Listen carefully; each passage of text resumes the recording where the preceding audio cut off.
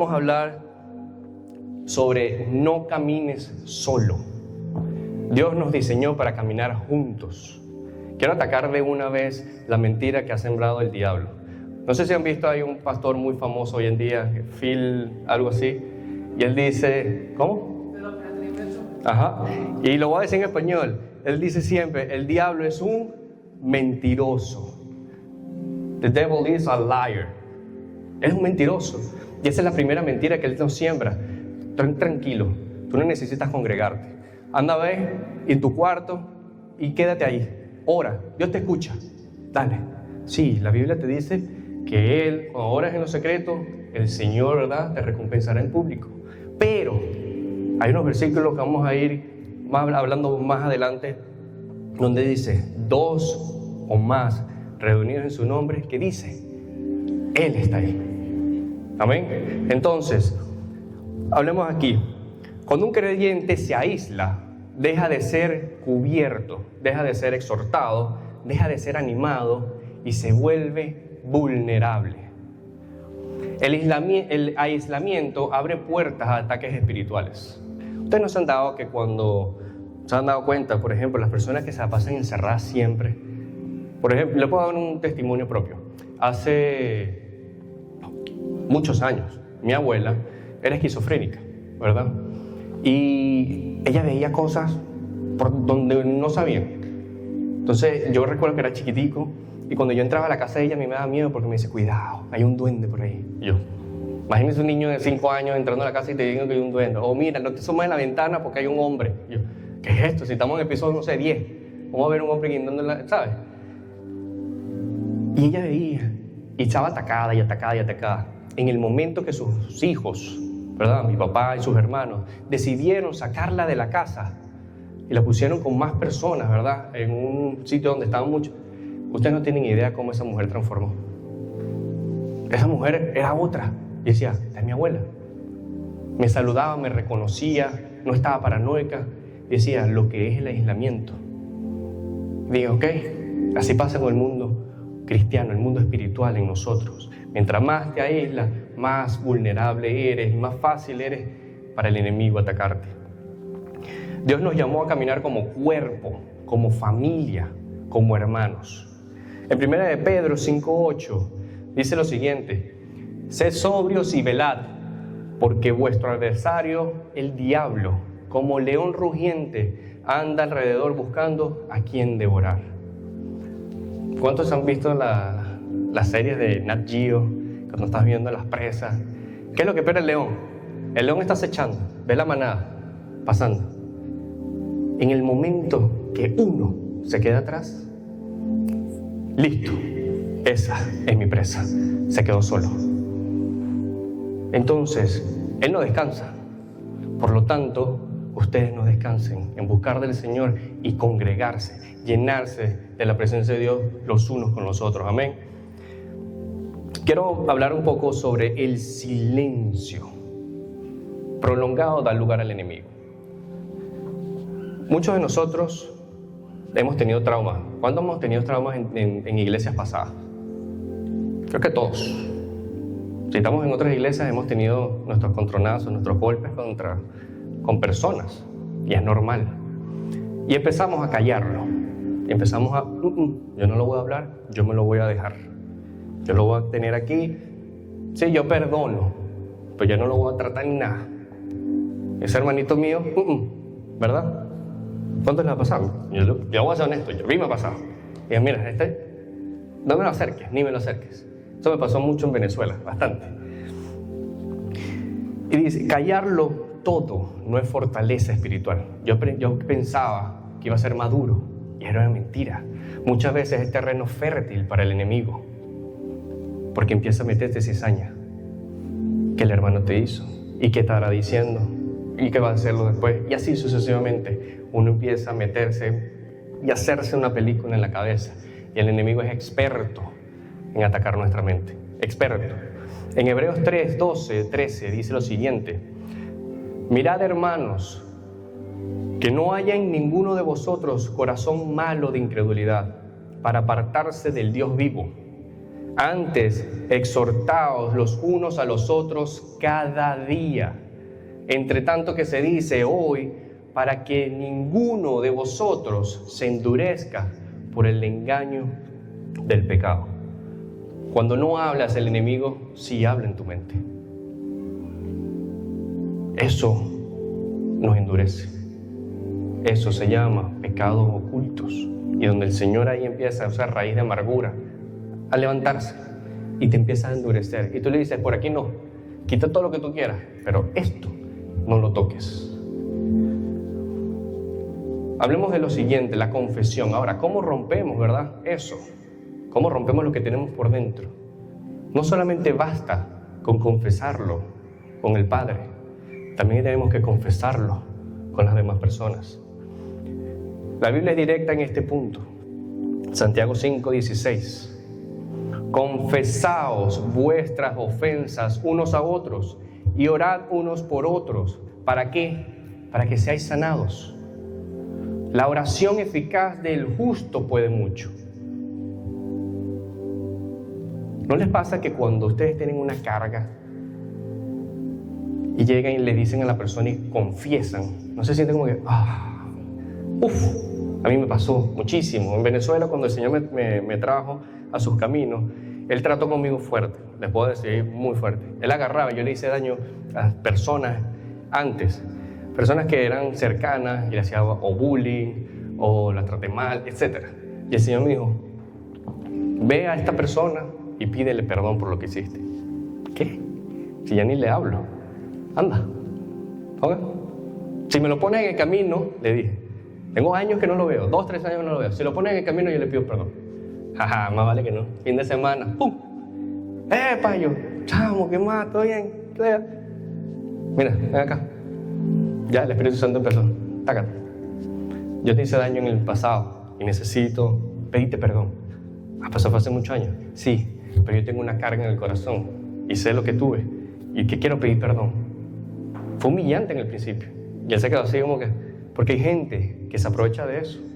Porque eso me pasó más adelante. Se aprovechaba de esa humildad. Y yo le dije, ¿sabes qué? Déjalo así. Yo igualito estoy bien para el Señor. Yo solamente quiero estar bien con Dios. Yo lo estoy haciendo por eso. Pisotéame si te da la gana. No importa. El Señor es el que se encarga.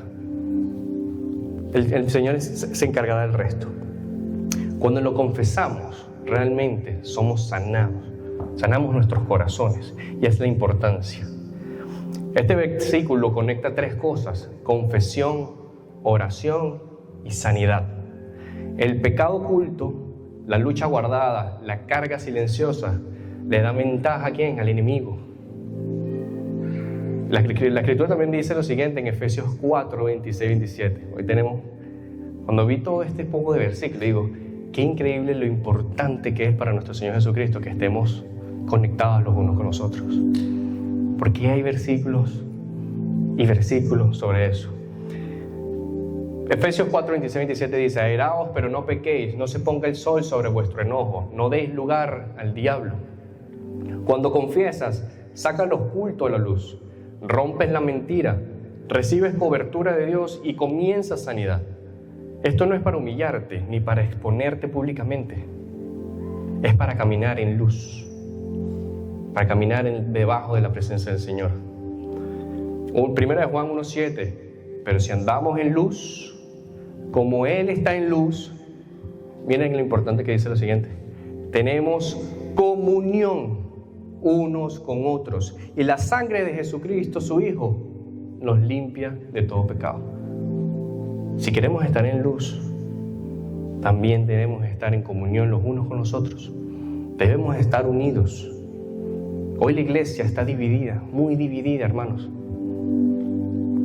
¿Qué si esto, qué si lo otro? Apenas, yo voy a la iglesia, pero él llega, escucha y se va. Y no comparte con nadie. No es lo mismo, vete a tu casa, ponlo en internet y ya. El punto es tener la comunión, amarnos los unos con los otros. La frase clave aquí es: lo que se confiesa se sana, lo que se esconde se pudre. ¿Qué se pudre en nuestro corazón? Guardarnos las cosas terminan pudriéndonos. Por eso, hermanos, confesemos los unos a los otros, y quiero que seamos maduros en esto. Tampoco es que vamos a parar aquí y a confesarle el pecado a todo el mundo, porque hay personas que no son maduras espiritualmente. Busquemos a quienes realmente hacerlo. Conozcamos, tengamos esa confianza, y el Señor te pondrá a alguien que te puedas conectar más que con otro. Y con esa persona, dile, necesito tu ayuda. Estoy pasando por esta situación. Los miércoles aquí nos reunimos a las 7 de la noche y hacemos discipulado y oramos unos por otros. Y en ese momento el Señor empieza a manifestarse y empieza a hablar. Y nosotros genuinamente empezamos a decir las cosas que estamos pasando, las situaciones. Oye, estoy pasando por tal situación, ora por mí, necesito. Hey, tengo una persona al lado o tengo una persona conocida que está pasando por una situación, vamos a orar por ellos. Como estamos en una comunión, ¿qué dice después? La oración de ¿quién? El justo puede mucho. Sabemos, hemos visto oraciones contestadas del Señor increíblemente. De verdad. Y creo que aquí todos tenemos testimonio para decir, oye, estuvimos orando y el Señor hizo la obra. Y todavía hay oraciones por contestar, pero seguimos guerreando, seguimos orando, seguimos ahí con el Señor, apoyándonos unos a otros, porque somos solamente nosotros. Juntos hay respaldo y autoridad espiritual. Mateo 18:20 dice, porque donde hay 2 o 3 congregados en mi nombre, ¿quién está ahí? Nada más y nada menos que nuestro Señor Jesucristo. Allí estoy yo en medio de ellos. Esto no es una frase poética, es autoridad espiritual. Cuando oramos en uno mismo unánimes, sepamos que nuestra oración está siendo escuchada por nada más y nada menos que nuestro Señor Jesucristo. Está presente. Eclesiastés 4:9-12 dice, mejores son 2 que 1, porque tienen mejor paga de su trabajo. Porque si cayeren el uno levantará a su compañero, pero ay del solo, que cuando cayere no habrá segundo que lo levante. También si 2 durmieren juntos, se calentarán mutuamente más como se calentará uno solo. ¿Está ya 2? Sí. Dice el 2. Y si alguno prevaleciere contra uno, 2 le resistirán, y cordón de 3 dobleces no se rompe pronto. Es importante estar unidos. Siempre va a ser más fuerte. El Señor Jesucristo nunca los mandaba solo. A los discípulos siempre los mandaba de 2 en 2. Vayan. Aunque uno cayere, vamos, levántate. Y tú te levantas también. Por eso es importante también el matrimonio. Cuando el matrimonio está unido. Por eso es que hoy en día Satanás lo que quiere es destruir matrimonios a como dé lugar. Porque sabe el poder que hay cuando 2 personas están en un mismo sentir, y más con el Señor Jesucristo. 2 resisten, 1 cae con facilidad. La iglesia no fue llamada solo a corregir, hermanos, también a animar. Yo les puedo decir, tú me puedes corregir, pero a ver un punto donde yo me canso. Brother, todo lo malo es lo único que ves. Puro malo. Yo sé que tengo cosas que cambiar, pero todo lo malo. En 1 Tesalonicenses 5:11 dice, por lo cual, ¿qué dice? Animaos unos a otros y edificaos unos a otros. Jesús mismo lo dijo en Apocalipsis 2:2-4. Yo lo voy a abreviar aquí. Yo conozco tus obras. Y Él empieza a decir, primero, ¿cuáles son esas cosas buenas que has hecho? El Señor, lo primero, para decirte, antes de decirte algo malo, ¿qué te dice? Estás haciendo esto bueno. Ahí podemos ver, yo conozco tus obras y tu arduo trabajo y paciencia, y que no puedes soportar a los malos, y que has probado a los que se dicen ser apóstoles y no lo son, y los has hallado mentirosos. Y has sufrido y has tenido paciencia y has trabajado arduamente por amor de mi nombre y no has desmayado. Pero tengo algo contra ti, que has dejado tu primer amor. ¿Viste? ¿Cuántas cosas buenas nos dijo el Señor Jesucristo al principio? Todo el mundo. Pero después te dice tú, pero, y te lo dicen amor. No es juicio ni condenación. Tengo algo contra ti, que has dejado tu primer amor. Mira que vengo después y vengo a dar recompensa. Si seguimos leyendo, ¿verdad? Entonces te dice algo bueno, que tienes que cambiar y algo bueno. Primero afirmó, luego confrontó. La corrección es bíblica, pero debe hacerse en amor y en privado. Mateo 18:15.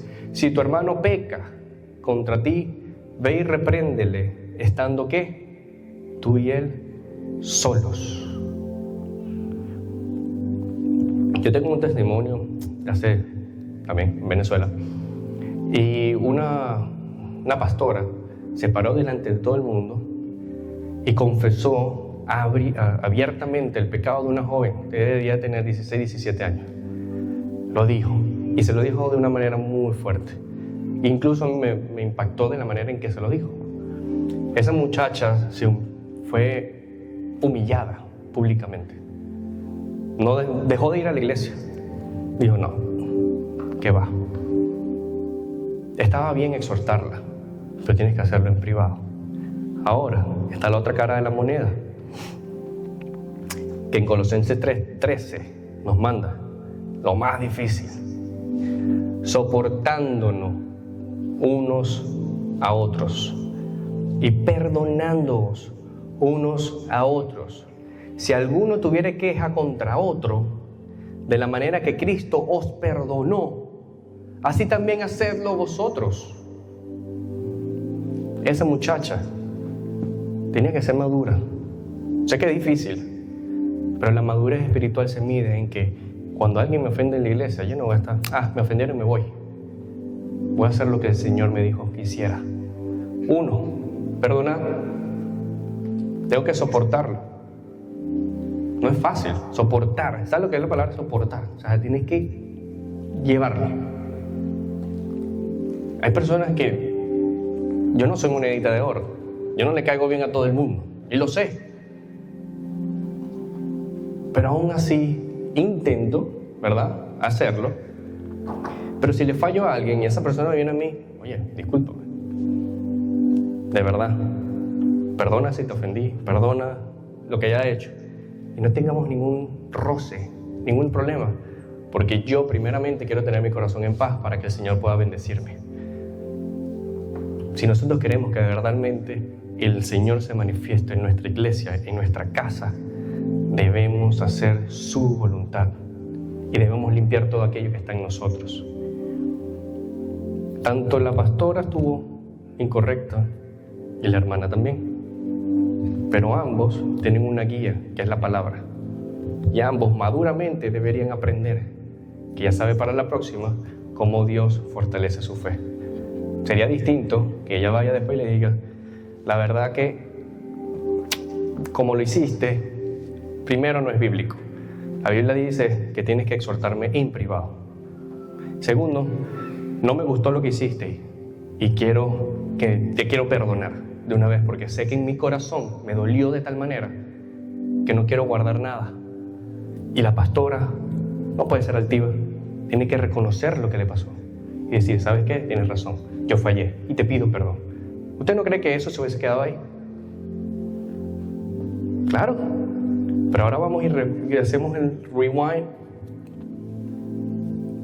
No pasó eso. La pastora quedó como si nada y una hermana tropezada. ¿Por qué? Porque se callaron.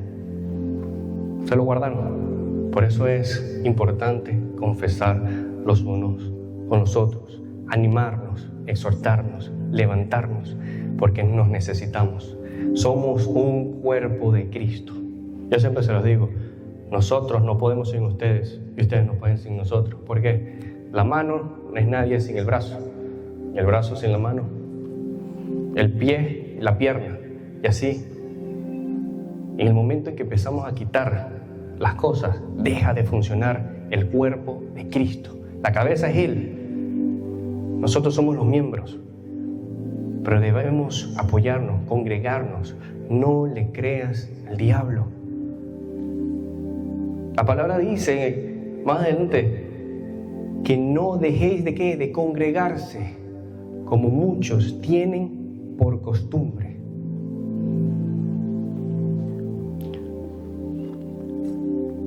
Esto es importante lo que voy a decir. No todas las voces, ¿verdad? Cuando estamos reunidos, por ejemplo el viernes, estamos unánimes juntos, llenos del fuego de Dios. Pero no todos, ¿verdad? A veces la voz de Dios no habla a través de todos, también la voz del enemigo. En Gálatas 1:10 dice lo siguiente: si todavía agradara a los hombres, no sería siervo de Dios. Y luego vemos el ejemplo de Pedro, aún siendo cercano a Jesús, fue instrumento para desviarlo ¿de qué? Del propósito. En Mateo 16, 22, 23 dice: entonces Pedro, tomándolo aparte, comenzó a reconvenirle, diciendo: Señor, ten compasión de ti, en ninguna manera esto te acontezca. Pero él, volviéndose, dijo a Pedro: quítate de delante de mí, Satanás. Me eres tropiezo, porque no pones la mira en las cosas de Dios, sino en las cosas de los hombres. ¿Quién era Pedro? Uno de los discípulos más cercanos del Señor Jesucristo. Pedro vio la transfiguración del Señor Jesucristo. Era uno de los escogidos. Y aún así el Señor le dice: apártate de mí, Satanás. No porque Pedro era malo, sino porque Pedro quería quitar a Jesús del propósito divino. Por eso es importante escuchar las voces de los demás y ponerlo en oración. No le creamos a todo el mundo, porque a veces Satanás usa personas que no nos imaginamos. Y ustedes pueden ver también después Judas. ¿Quién fue Judas? Uno de los 12, escogido por Dios, que lo traicionó y lo entregó.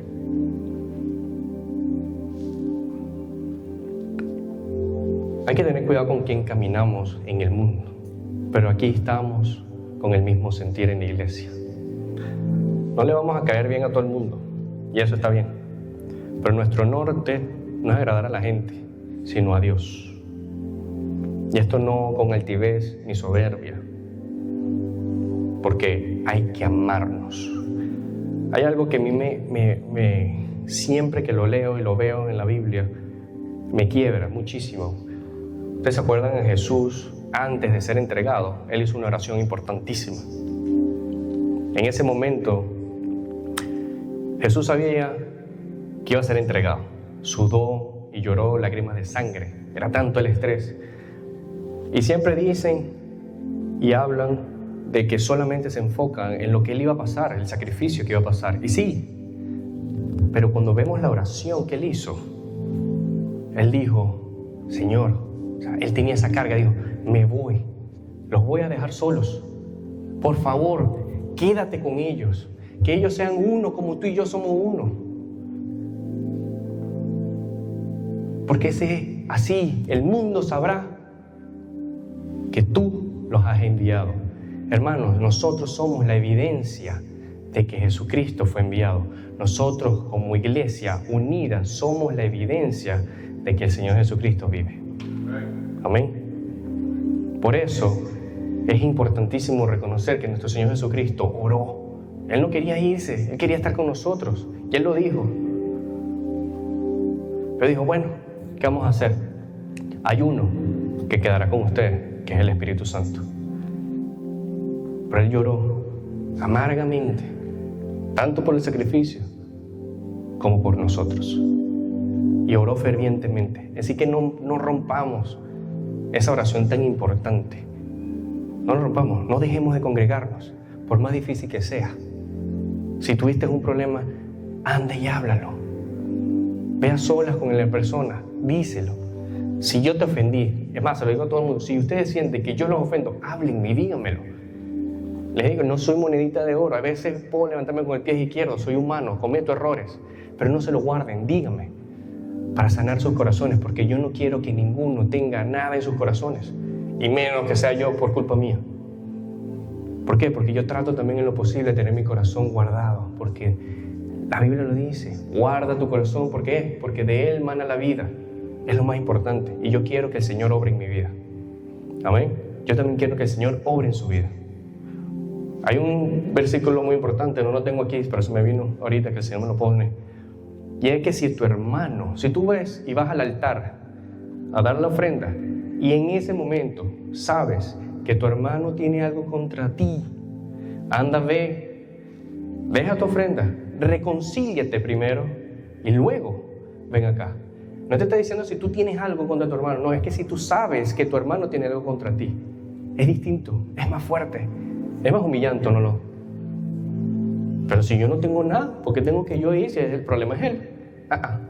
Por amor a tu hermano, ve, reconcíliate y luego ven. Si estamos orando y pidiéndole al Señor, ve, reconcíliate para yo poderte dar lo que estás pidiendo, porque si no la ofrenda, que es la oración, no será contestada. Aunque Él es misericordioso, pero es lo que dice la Biblia. Él dice, por favor, hazlo así. Y podemos ver la gloria del Señor. No caminemos solos, no nos aislemos y no guardes lo que te está destruyendo por dentro. Rodéate de hermanos que te acerquen a Dios, te animen y te confronten con amor. Y por encima de todo, pon tu mirada en Jesús. Colosenses 3, 1, 2 dice, buscad las cosas de arriba. Y si pues habéis resucitado con Cristo. ¿Cuántos hemos resucitado con Cristo? Amén. Buscad las cosas de arriba, donde está Cristo sentado a la diestra de Dios. Poned la mira en las cosas de arriba y no en la de la tierra. Poner nuestra mirada en Jesucristo es lo más importante.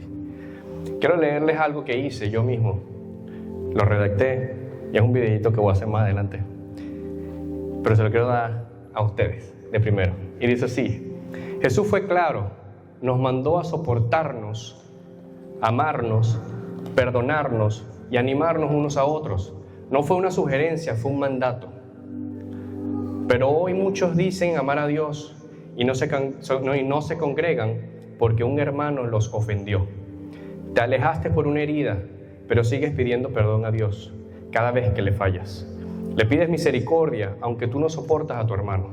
Le pides amor aunque tú no amas. Le pides paciencia aunque tú no sabes perdonar.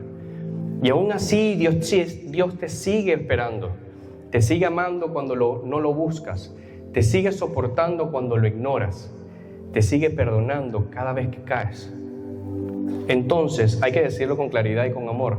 No puedes pedirle a Dios lo que no estás dispuesto a dar. Y esto no es debilidad, esto es hipocresía. Hipocresía es pedir perdón sin perdonar. Hipocresía es pedir gracia sin extender gracia. Hipocresía es clamar misericordia mientras desprecias al hermano por quien Cristo murió. La iglesia no es un lugar para gente perfecta, es un hospital para heridos que deciden sanar juntos, no huir solos. Amar como Cristo duele, perdonar cuesta y soportar cansa. Pero eso fue exactamente lo que Él hizo por ti. Si Dios te soporta, tú puedes soportar. Si Dios te perdona, tú puedes perdonar.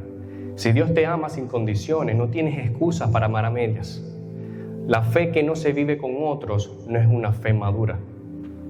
Es comodidad disfrazada de espiritualidad. Cristo no te llamó a huir del cuerpo, te llamó a ser parte de Él. Amén. Es una prédica fuerte, pero es una prédica que me llegó a mí en el corazón y entendí que nos necesitamos. Somos lo que Dios dejó en este mundo, los unos a los otros. Amémonos, exhortémonos, ayudémonos y veremos la gloria del Señor en nuestras vidas y en nuestra iglesia. Amén.